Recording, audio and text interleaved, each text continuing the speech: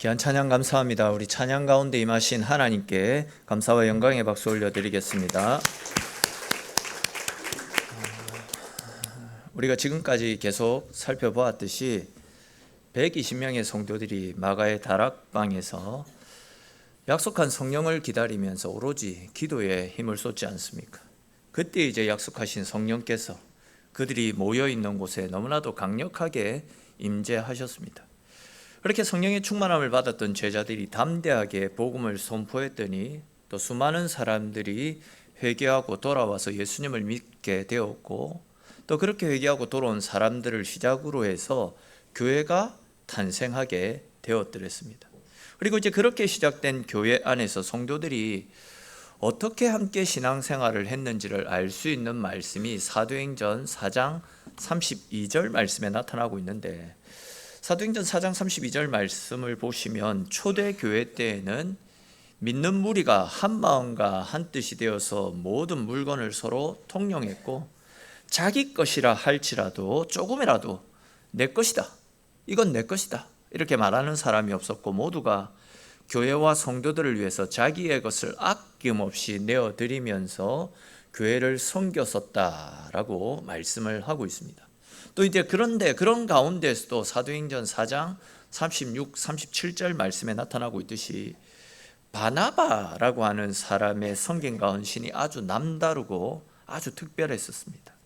그는 자기 전 재산을 다 처분해서 교회에 헌금을 냈고, 또 가난한 사람들, 연약한 사람들을 돌보고 섬기는 일에 자기의 삶을 온전히 다 바칠 정도로 열심히 특심인 사람이었더랬습니다. 근데 이제 그러한 바나바의 헌신의 모습을 보고 초대교회 성도 중에 하나였던 아나니아와 삽비라 부부도 큰 도전을 받았는지 자기들이 가지고 있던 땅을 팔아서 그 돈을 교회로 가지고 와서 헌금을 하였더랬습니다. 근데 이제 너무나도 뜻밖에도 바로 그 일 때문에, 즉 하나님 앞에 드렸던 그 헌금 때문에 아나니아와 삽비라가 죽게 되는 엄청난 비극을 맞게 되는데요.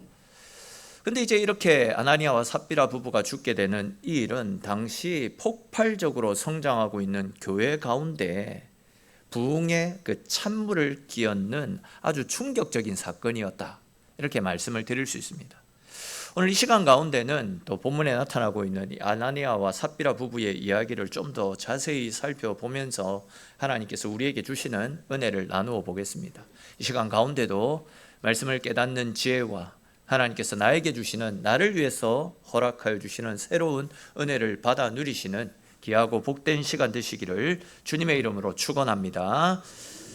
자, 앞에서 말씀을 드렸던 것처럼 아나니아와 삽비라 부부는 자기의 소유를 팔아서 교회에 헌금을 드렸더랬습니다. 그런데 이제 문제는 그들은 재물에 대한 욕심이 생겨났던 나머지 자기들이 팔았던 땅에 대한 대가 중에서 일부는 감추어 둡니다. 그리고 일부만을 교회에 헌금을 합니다. 그리고는 이제 그 돈을 자기들이 땅을 판 돈의 전부 다, 우리가 판 돈을 전부 다 하나님께 드립니다 라고 거짓말을 합니다. 그러다가 결국은 비참한 죽음을 당하고 말았는데요. 이 사건을 조금 다른 관점에서 말씀을 드리면, 하나님은 아나니아와 삽비라 부부를 한날에, 그것도 교회의 강대상 앞에서 죽이실 정도로 이 부부가 행했던 죄를 심각하게 받아들이셨다라는 겁니다. 헌금을 일부만 드린 것이 문제가 아니라 일부만 드려놓고 전부를 드렸다라는 거짓말을 한 것, 이것을 하나님이 심각하게 받으셨다라는 거죠. 사실 오늘 본문 말씀 속에서는 이들 부부가 왜 땅을 팔아가지고 헌금을 하려고 했는지 구체적인 동기에 대해서는 기록을 하고 있지 않습니다.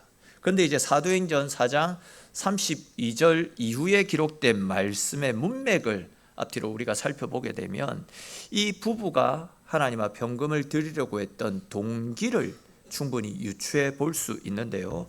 그와 관련해서 잠시 말씀을 드리면, 앞에서도 잠시 언급을 했듯이 초대교회는 성령 충만한 은혜를 통해서 갑자기 급속도로 크게 성장을 했었더랬습니다. 그렇게 이제 갑자기 성도들이 교회로 몰리다 보니까 교회를 세워나가는 데 필요한 재정적인 어려움이 생겨나게 되었습니다. 이에 이제 성도들 중에서는 은혜 받은 대로 자기의 재산을 팔아서 각자의 상황에 따라서 어떤 사람은 자기 재산의 10분의 1, 또 어떤 사람은 10분의 2, 아니면 그 이상 또 그 이하 자신에게 주신 은혜를 따라서 하나님 앞에 예물을 드렸고, 또 그 예물을 가지고 가난한 성도들을 돕기도 했고, 또 교회를 세워나가는 일에 사용을 하기도 했었더랬습니다. 근데 이제 그 중에서도 앞에서 말씀을 드렸던 대로 바나바라고 하는 사람이 이 일에 아주 열심으로 헌신을 했더랬습니다. 이 바나바는 자신의 재산을 다 팔아서 그것을 전부 교회에 헌금을 했습니다. 근데 이제 4장 36절, 사도행전 4장 36절 말씀해 보시면 이 사람은 이스라엘 출신의 사람이 아니라 구브로 출신임을 알 수 있습니다. 구브로에서 온 사람이다라는 거죠. 오늘날로 말하면, 쉽게 설명을 하면 세 가족이 교회로 와가지고 은혜를 받은 상황입니다. 그렇게 이제 세 가족이 교회로 와서 은혜를 너무 많이 받아가지고 자기의 전 재산을 다 팔아서 교회를 위해 전부 다 헌금을 했을 뿐만이 아니라 몸을 바쳐서 헌신, 충성, 봉사하며 교회를 섬기고 있었습니다. 그러다 보니까 이제 온 교회의 관심이 한순간에 이 바나바에게로 쏠리게 된 상황입니다. 또 거기에 비해서, 이 바나바에 비해서 아나니아와 삽비라는 어떤 사람입니까? 학자들은 이 아나니아와 삽비라 부부가 예루살렘 교회의 창립 멤버였을 것이다, 이렇게 추측을 하더라고요. 그리고 이제 교회에서도 아주 중추적인 역할을 감당하는 사람이었을 것이다, 그렇게 말합니다. 근데 이제 이 아나니아와 삽비라 부부가 보니까 구브로라고 하는 시골에서 올라온 사람이 갑자기 교회에서 두각을 나타내기 시작했습니다. 쉽게 말해서 기존 성도들은 새벽 기도에 나가는 것도 피곤해서 힘들어서 빠지는데, 새 가족이 빠지지 않고 새벽 기도에도 나오고 교회 청소, 주방 봉사, 또 섬기고 하는 일, 이런 굳은 일들을 빠지지 않고 열심을 다해서 헌신을 하고 있는 상황입니다. 거기에 대해서 이제 새 가족이 자기 전 재산을 다 팔아가지고 교회와 가난한 이웃들을 위해서 다 나누어 줬다라고 하니까 이 새 가족 때문에 기존 창립 멤버로서 이건 체면이 구겨지는 그런 상황이었다라는 거죠. 온 교회와 성도들의 시선이, 야, 저 사람 누구냐? 저 사람 이름 바나바라고 하던데, 저 사람은 은혜를 받아도 진짜 제대로 받았네. 이런 식으로 이제 새 가족이었던 바나바를 죽여 세워주니까 기존 성도의 입장에서는 질투가 생겨나지 않았겠습니까? 그래도 내가 예루살렘 교회 주축인데, 그래도 내가 교회가 세울 때 함께 했었던 사람인데, 이거는 굴러온 돌이 박힌 돌을 빼낸다고, 자칫 잘못하면 저 사람 때문에 지금까지 내가 뿌린 것들이 다 날아갈 수 있겠네. 이런 이상한 경제심, 경쟁심과 시기, 질투의 마음들이 생겨났던 겁니다. 이에 이제 시기하는 마음으로, 질투하는 마음으로 그들도 자기 소유를 팔아서 교회에 헌금을 했던 겁니다. 여기까지는 좋았습니다. 그러니까 이제 새 가족을 보고 도전받고, 또 새 가족 때문에 열심을 내어서 다시금 교회에 헌신했던 것은 너무나도 귀하고 복된 일이다라고 말씀을 드릴 수 있습니다. 저는 하나님께서 우리 교회 가운데 새 가족들을 보내어 주시는 것에 대해서 너무 감사하게 생각하고 있습니다.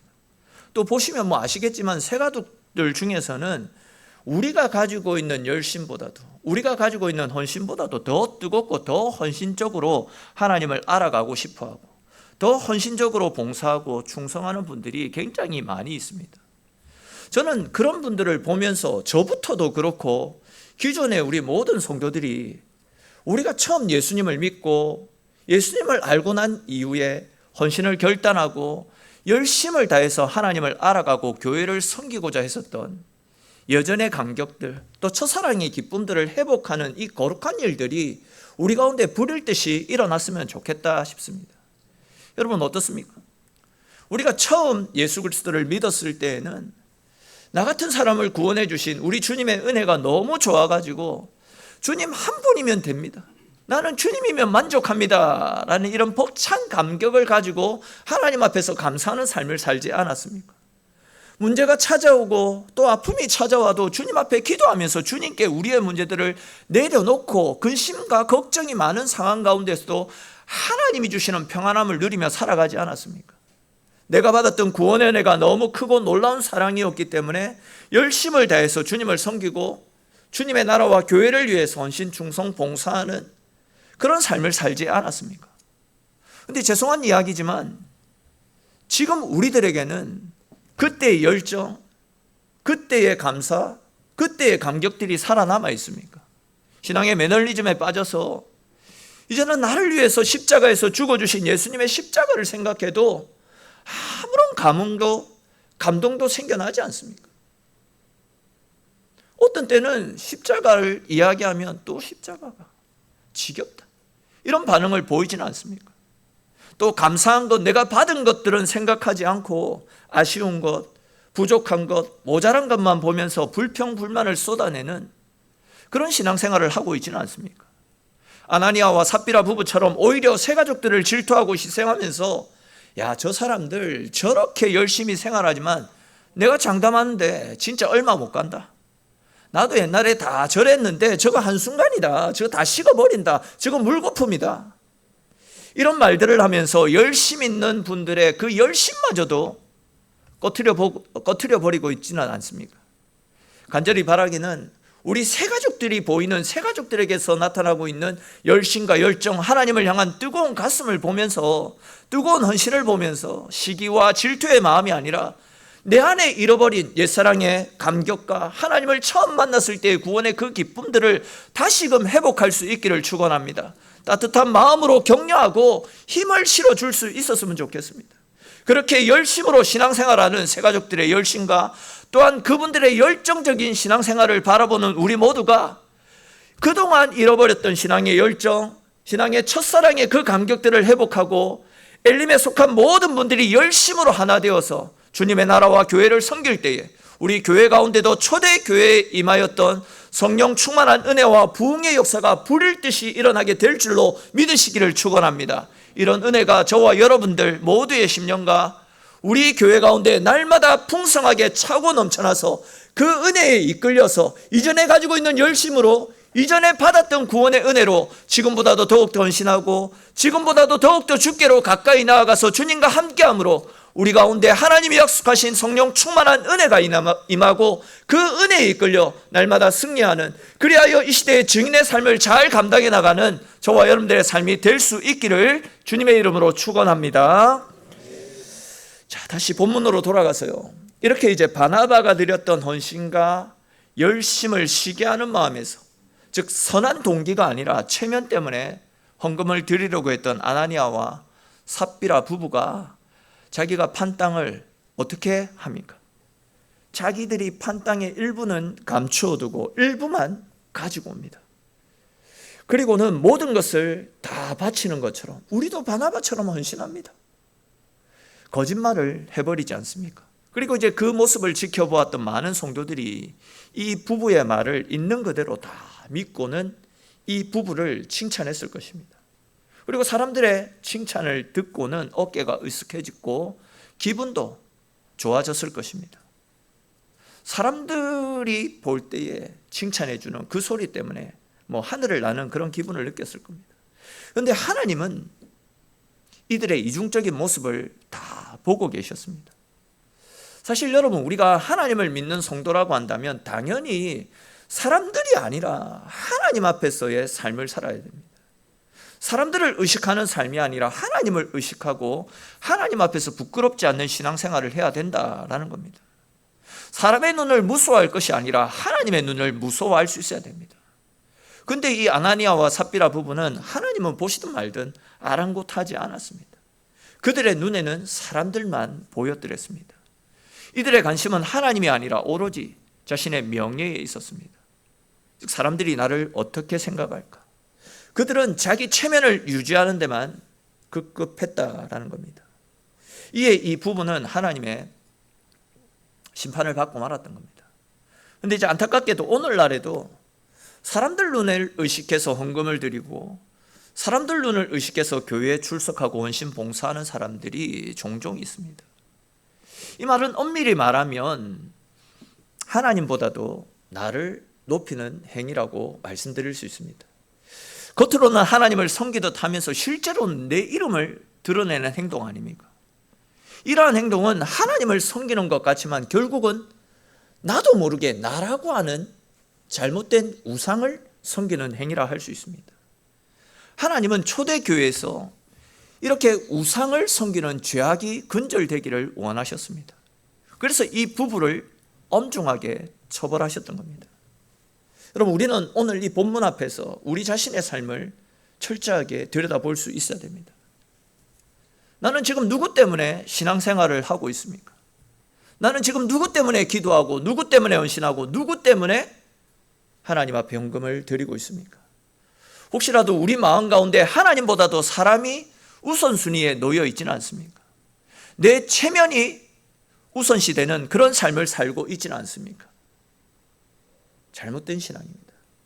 하나님 앞에서의 삶을 살아가시기를 바랍니다. 주님 앞에서, 사람들 앞에서가 아니라 주님 앞에서 당당하고 떳떳한 삶을 살아갈 수 있기를 바랍니다. 이제는 더 이상 사람들 때문에, 체면 때문에, 눈치 때문에 신앙생활을 하는 이중적인 삶을 살아가서는 안 됩니다.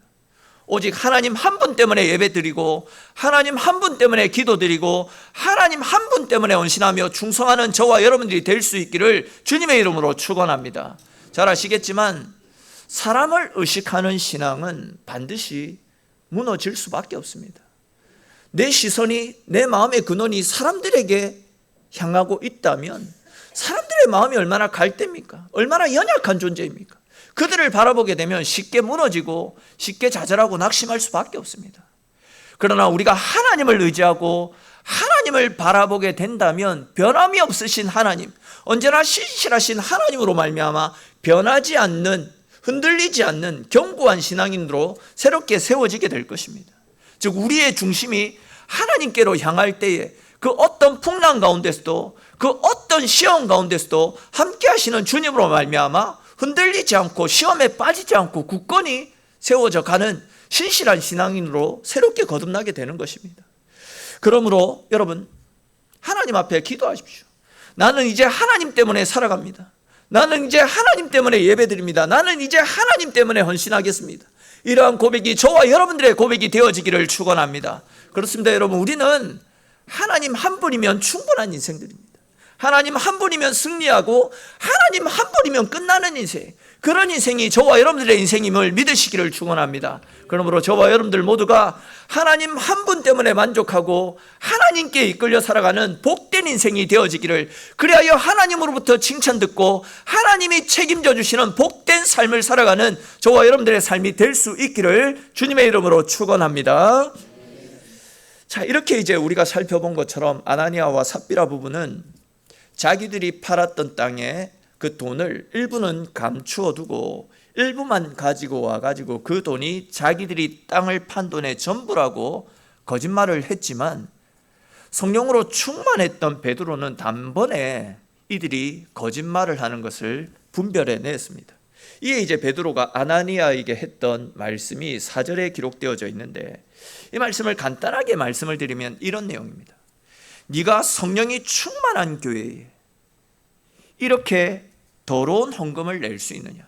하나님의 집은 거룩한 것인데 너가 이렇게 더러운 물질을 드릴 수 있느냐? 이 일은 사람을 속이는 거짓말을 한 것이 아니라 하나님의 영을 속이는 하나님께 거짓말한 것이다 라고 이야기합니다. 그리고 이제 이어지는 5절 말씀에 보니까 이렇게 이제 베드로가 아나니아를 책망하기가 무섭게 아나니아가 쓰러져 죽는 장면이 나타나고 있습니다. 그리고 이제 이것을 지켜보고 있었던 많은 사람들이 큰 충격을 받게 됩니다. 그리고 이제 이 소문이 순식간에 퍼져나가면서 모두가 우리가 하나님 앞에서 정직한 삶을 살아가야 되겠구나. 우리가 사람은 속일 수 있지만 하나님은 속일 수 없구나. 하나님 앞에서의 삶을 살아가자. 이런 거룩한 두려움에 사로잡히게 되었습니다. 그런데 이제 문제는 남편이 그렇게 거짓말을 하다가 하나님 앞에 죽었는데 그의 아내가 그 사실을 모르고 있었더랬습니다. 그렇게 이제 자기 남편이 죽은지도 모르는 상황에서 3시간이 지난 이후에 삽비라도 성전으로 올라왔습니다. 삽비라가 이렇게 이제 남편보다 3시간 뒤에 성전으로 올라왔던 것은 아마도 밭을 판 돈의 나머지 절반을 어딘가에 숨겨두고 오느라고 남편보다 늦게 성전으로 올라온 것이 아닐까, 그렇게 추측을 할 수 있습니다. 아무튼 이렇게 이제 삽비라가 늦게 교회에 도착했더니 베드로가 삽비라에게 너희들이 소유를 팔아서 가지고 온 돈이 이것이 전부냐라고 물어봅니다. 근데 여러분, 왜 베드로가 삽비라에게 이러한 질문을 한 것이겠습니까? 아마 삽비라에게 회개할 수 있는 기회를 준 것이 아닌가 싶습니다. 자기도 일전에 예수님을 모른다라고 부인했지만 그럼에도 불구하고 예수님의 용서를 받았기 때문에 삽비라 역시도 회개하고 용서받을 수 있는 기회를 주었던 것입니다. 근데 이제 보시면 욕심에 가득 찼던 삽비라는 남편과 입을 맞추었던 그 거짓말을 생각하고 그것이 우리가 팔았던 것의 전부입니다, 또다시 거짓말을 하지 않습니까? 이에 이제 9절 말씀해 보시면 베드로가 너가 왜 주님의 영을 시험하느냐, 네 남편이 거짓말을 하다가 죽었는데 이제 곧 너도 그렇게 될 것이다, 이렇게 말하는 장면과 실제로 베드로가 말했던 것처럼 삽비라도 죽어나가는 모습이 나타납니다. 사실 이렇게 이제 제가 성도들로부터 제일 많이 듣는 질문 중에 하나가 오늘 본문에 있는 말씀입니다. 즉, 목사님, 헌금을 속였다라고 해가지고 이렇게 사람을 죽이는 거는 하나님 너무 잔인하신 거 아닙니까? 너무 무서운 것 아닙니까? 이런 질문을 아마 제가 제일 많이 받았던 질문이 아닌가 생각됩니다. 솔직히 그렇지 않습니까? 사실 생각해보면 헌금을 속였다라고 해가지고 죽이시는 것까지는 솔직히 너무하다, 이런 생각이 들 수도 있겠다 싶습니다. 근데 여러분, 우리가 이 문제를 생각하기 이전에 우리가 조금 다른 관점에서 이 문제를 생각해 보면 어떨까 싶습니다. 즉, 하나님을 모욕하고 능멸한 채 거짓을 했던 이 아나니아와 삽비라를 죽이신 것, 이것이 너무한 것이다 라고 이야기하기 전에 엄밀히 말하면 우리도 아나니아와 삽비라처럼, 아니 그보다도 더 심한 죄를 짓고 살아가고 있는데 나는 이렇게 벌을 받지 않고 나는 왜 이렇게 살아있는가? 왜 우리는 벌하지 않으시고 그럼에도 불구하고 은혜를 베풀어 주시는가? 나는 하나님의 은혜에 이끌려 살아가는 사람이구나. 우리는 이런 생각을 먼저 할 수 있어야 될 겁니다. 또 그럼에도 불구하고 우리를 살려주시고 은혜 베풀어 주시는 하나님께 불평과 원망이 아니라 오히려 감사할 수 있어야 된다는 겁니다. 즉, 왜 저들을 죽이셨는가? 하나님 너무 잔인한 분이다, 이렇게 불평할 것이 아니라 내가 죽지 않고 아나니아와 삽비라보다도 더 심각한 죄 가운데 살아가는 내가 죽지 않고 살아가고 있다라는 그 사실에 감사하면서 내게 은혜 베풀어 주시는 주께 더욱더 가까이 나아가 하나님 앞에서의 삶을 살아갈 수 있어야 된다라는 겁니다. 이제 다시 본문으로 돌아가서 왜 하나님께서 아나니아와 삽비라를 죽이셨는가, 이 문제에 대해서만 잠시 생각해보고 말씀을 마무리하겠습니다. 성경을 우리가 자세히 읽다 보면 하나님은 항상이었습니다. 항상 처음에 뭔가를 새롭게 시작하실 때에는 확실한 질서를 잡기 위해서 잘못한 것에 대해서는 반드시 철저하게 심판하셨던 내용들이 성경 곳곳에 나타납니다.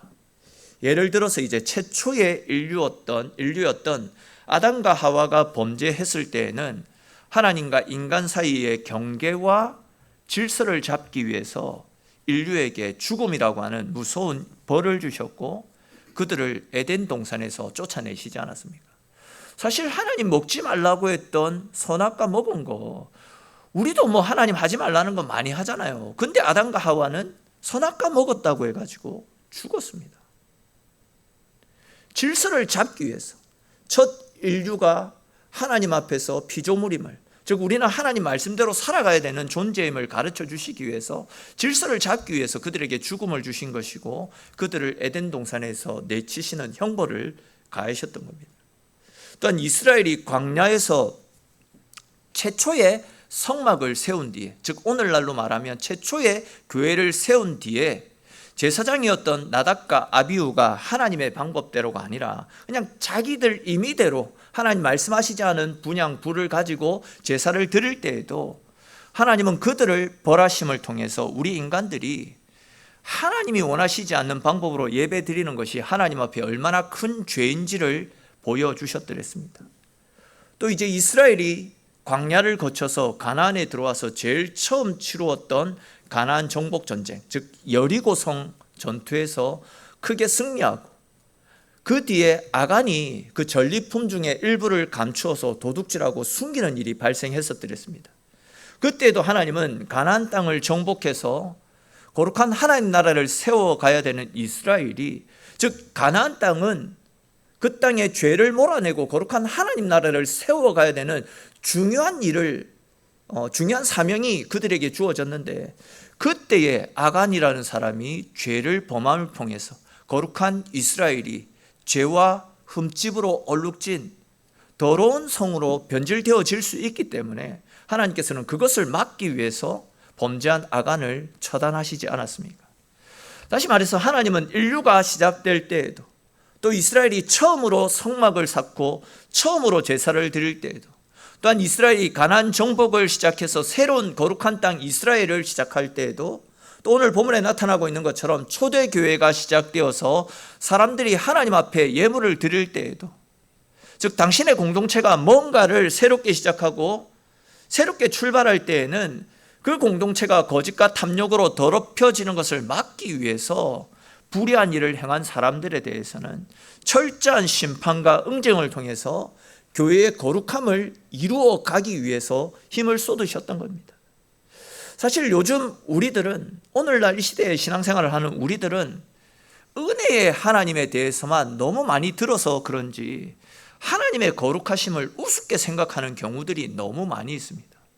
그러나 아시듯이 하나님은 우리를 향해서 내가 거룩하니 너희도 거룩하라 라고 말씀하셨습니다.